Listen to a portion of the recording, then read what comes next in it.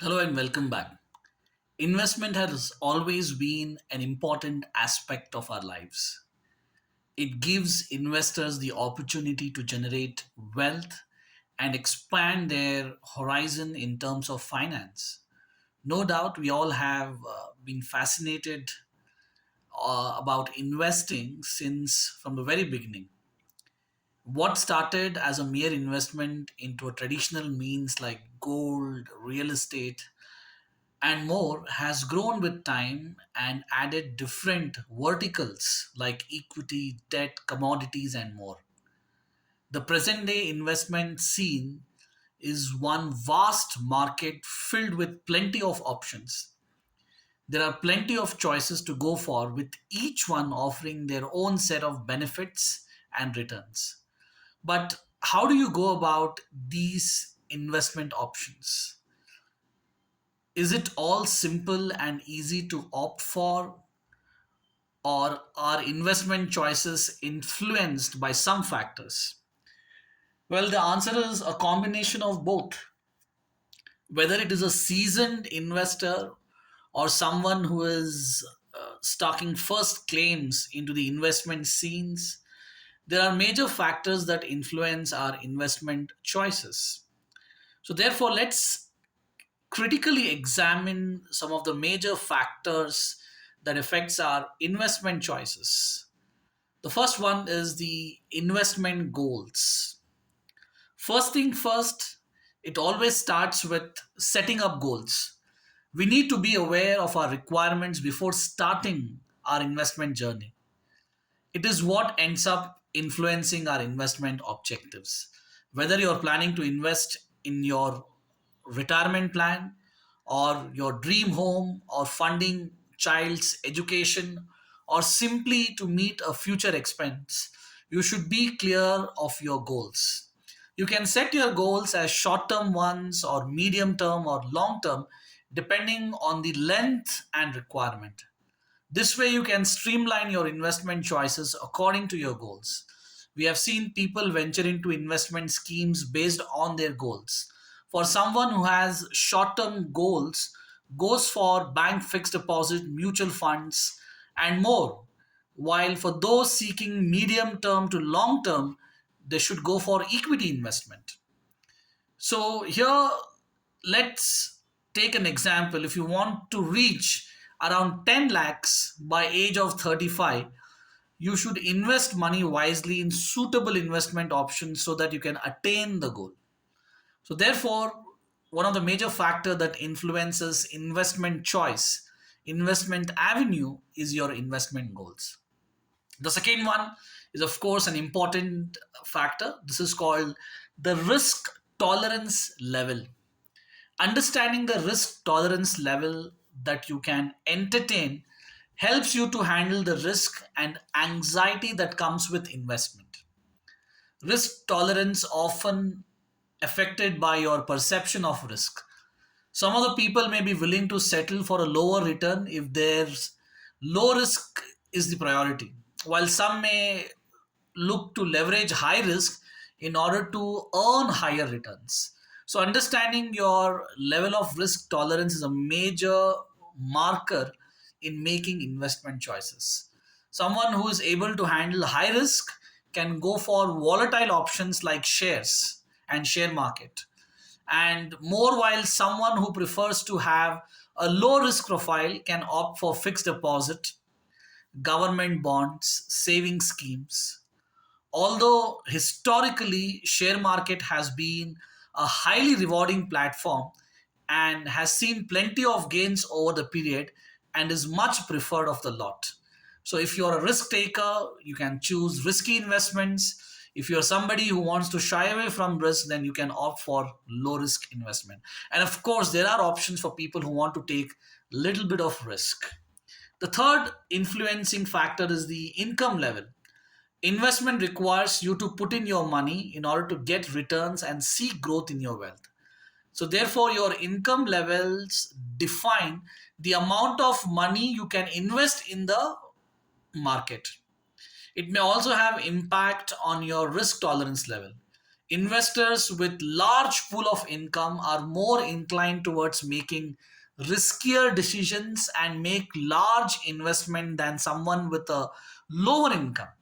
Having large stream of income can certainly open up avenues to different investment pattern and choices. But in case if your income is limited, then therefore you will also have limited choice in terms of investments. The third aspect or the third consideration is the tax liability. Tax liability often impacts our income and reduces our investable income. And with lesser investable income, you will obviously have to settle for a lesser return. It is a prominent factor when it comes to influencing our investment decisions. But it's not all dull and gloom for an investor, as there are various investment schemes that help you to reduce your tax liability. Under Income Tax Act of 1961, there are options like Public Provident Fund, equity linked savings schemes, which are eligible for various tax benefits. So these kind of investment avenues give you the benefit of increasing your wealth while saving on taxes also. The next factor is called the emotional check. Investment is an area where emotion does tend to influence our decisions a lot. It's not a surprise that market is often driven by emotional pulls and attract people going by the rumors rather than making logical decisions. To be fair, investment requires one to keep their emotions in check and don't indulge in rash decision making. For example, stock market often tends to go through different wavelengths and is subject to bearish and bullish trends. Most of the people are stuck at thoughts of whether to hold, whether to sell, whether to buy. This is where opting for patience and maintaining your stance in line with your goals will help you.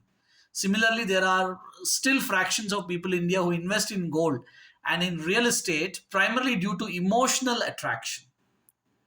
So, therefore, emotions play an important role on our investment choices. The next factor is need for liquidity.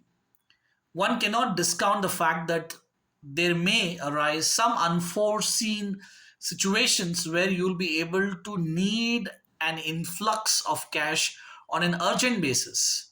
We all have heard of the phenomena that we should keep an emergency fund aside for this matter.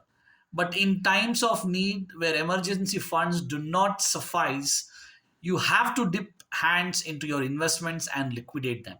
Liquidity refers to how quickly you can convert your investment into cash.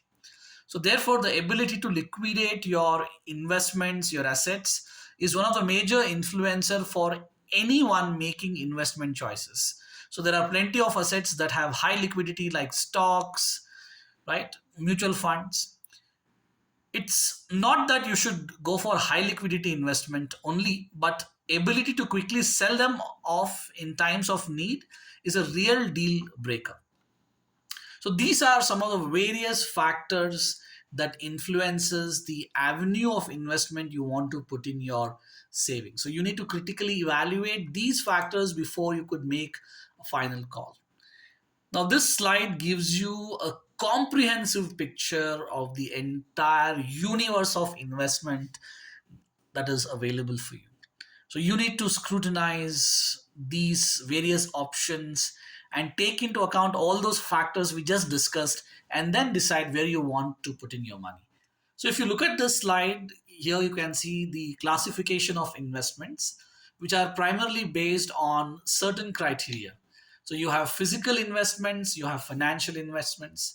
Again, financial investments are broadly classified into marketable investments and non marketable investments. So, we need to examine what exactly this classification is all about. So let's talk about what are financial investments, or in other words, what are financial assets. So, financial investments are intangible, meaning they cannot be seen or felt or may not have a physical presence except for the existence of a document that represents the ownership interest held in the asset. It is important to note that papers and certificates that represents These financial assets do not have an intrinsic value. The paper held only a document certifying ownership and is of no value. So the paper derives its value from the value of the asset that is represented. Example of financial assets includes shares, government bonds, debentures, mutual funds. These are some of the examples of financial assets. On the other hand, physical assets or physical investments are tangible assets that can be seen, touched, with a very identifiable physical presence. For example, land, building, machinery, gold, silver, or any other form of tangible economic resource. So, from an accounting point of view, physical assets refers to things that may be liquidated when the entity winds up its business. So, this is from the perspective of business. So, certain tangible assets are also perishable, such as uh, stock in trade, right? So these are some of the differences between physical assets and financial assets. Let's also do an introspection of what are the so-called marketable and non-marketable assets, right? So when we say marketable assets, what are these marketable assets? They're called marketable assets because they can be freely traded in the financial market. You can buy and sell them easily. For example, shares, you can buy and sell them. Mutual funds, easily you can buy and sell them. On the other hand, non-marketable securities, they can't be freely traded in the market due to certain restrictions. For example, if you invest your money in public provident fund, there is a lock-in period. Up to certain duration, you will not be able to sell it. So that makes it non-marketable, right? Another difference is that marketable assets, they carry a high level of risk and return and is subject to market fluctuation. On the other hand, non-marketable assets, they carry a low level of risk and return and is generally higher than non-marketable securities. Marketable securities have both market value, which fluctuates as per the demand in the market for a particular security. It may also have a book value or an intrinsic value. On the other hand, non marketable securities are not traded in the market and thus they do not have a market value, but they only have a book value, right? For example, again, you take shares, the price keeps changing every day. The price keeps evolving depending on the demand and supply. But it's not in case of a fixed deposit or a public provident fund. The money kept in your savings account will remain at the same value what you had invested. It don't change. It doesn't get influenced by the market factors. So these are some of the basic differences that will help you to understand the differences between what is a marketable and what is a non-marketable investments. So here, as you can see, we have a big list. In marketable securities, you have investments like shares, debentures, bonds, certain government securities, derivatives instruments that can easily be sold on market in financial market. A non-marketable security is something which cannot be traded on the financial markets. So these are some of the differences. So in the coming classes, we will introspect and do critical evaluation of each category of investment more detailedly. So I'll see you in the next class. Bye.